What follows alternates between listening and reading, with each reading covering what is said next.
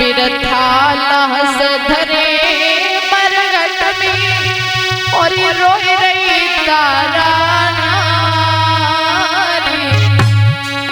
बिरथा लहस धरे मरघट में रोई रही तारा नारी। और कुंवरो न मेरो नाई तू है नारी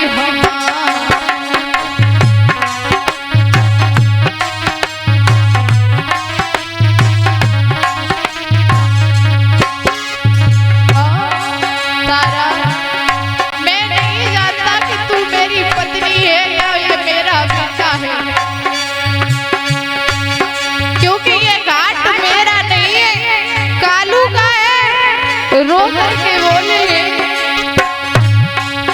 अरे मुर्दा तब तेरो जले सका दे कर कोहे।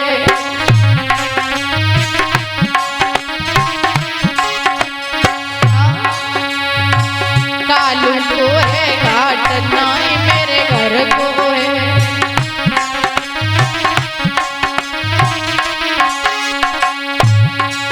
अरे पाछे करिए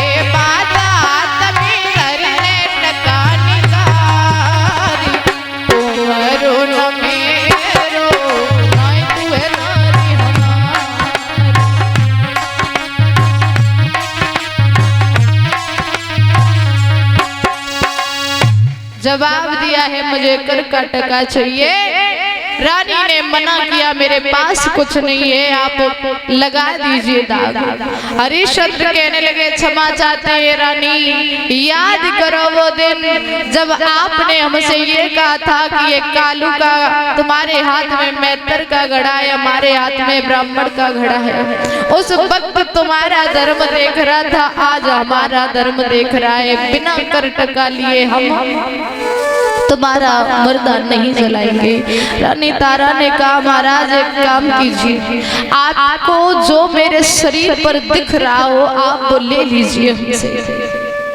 वो आधी साड़ी महाराज हरिश्चंद्र लेने के लिए जब चले, माताएं बस 5 मिनट रुक जाएं, आरती लेकर के जाएं, बस कथा यहीं पर समाप्त होने वाली है। जवाब दियो है कि जैसे ही तारा की साड़ी खींचने के लिए चले तो दूर से खड़े विश्वामित्र देख रहे थे। जवाब दिया अगर पतिव्रता स्त्री के सर से साड़ी चली गई तो यहाँ मेरा धर्म नष्ट हो जाएगा। जा करके हरिश्चंद्र का हाथ पकड़ लिया और कहा है कि बेटा ठहर जाइए, ये तुम्हारी पत्नी है, ये क्या कर रहे हो?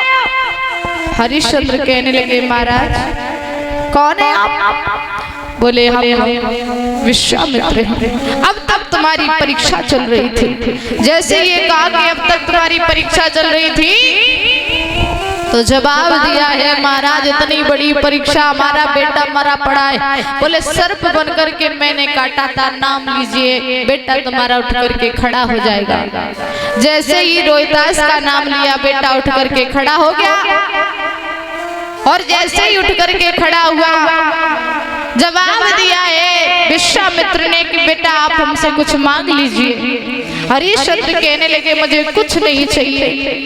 विश्वामित्र ने कुंजी लगाम वापस की और कहा कि तुम्हारा राज्य तुम्हारा इंतजार कर रहा है। रानी तारा से कहा कि आप बेटा कुछ मांग लीजिए। तो रानी ने जवाब दिया है कि जब जब मैं इस पृथ्वी पर जन्म लूं तब तब मुझे यही पुत्र और यही पति मिले। हरिश्चंद्र से कहा कि तुम कुछ मांग लो।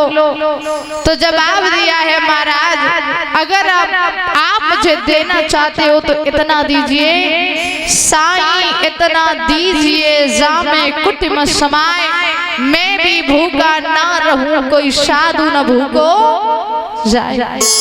कहा रोहितास से कहा कि बेटा तुम कुछ मांग लो। तो रोहितास ने भी यही कहा है कि यही पिता और यही माँ मुझे हर जन्म में मिले।